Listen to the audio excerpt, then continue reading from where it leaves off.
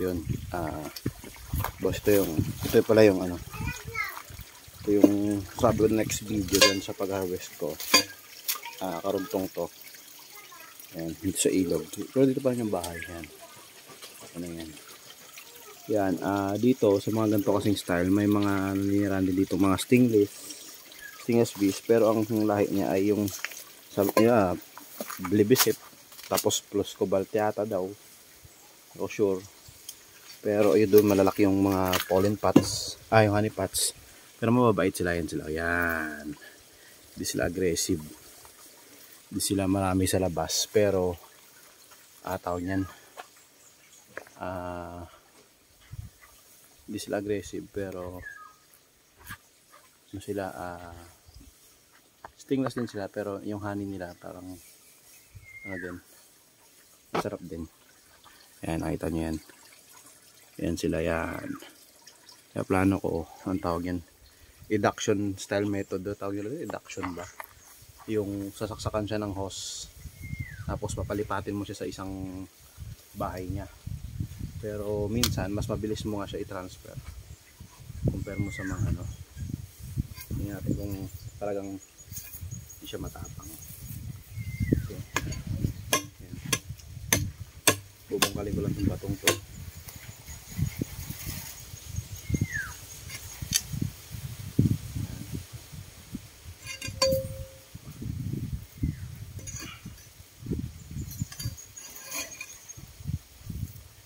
Hindi ko alam kung gaano kalayo yung bahay nga dun sa entrance.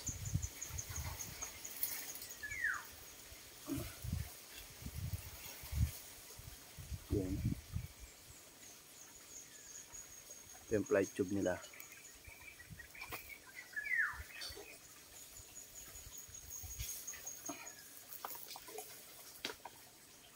Yun.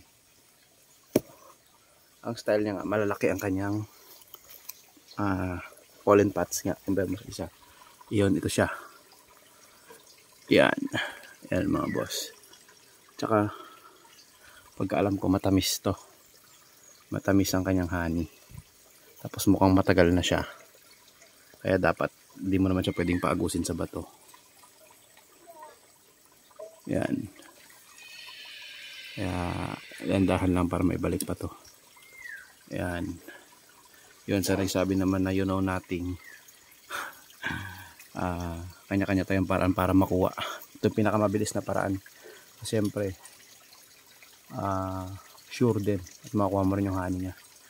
Yan, mababait to na hindi siya lang nguyog, diba? Kaya gusto kong alagaan. Nagdala kasi ako dati sa Manila eh. Yan, sorry magalaw yung video. Ma, ito isang bubuyog mo, mabait to.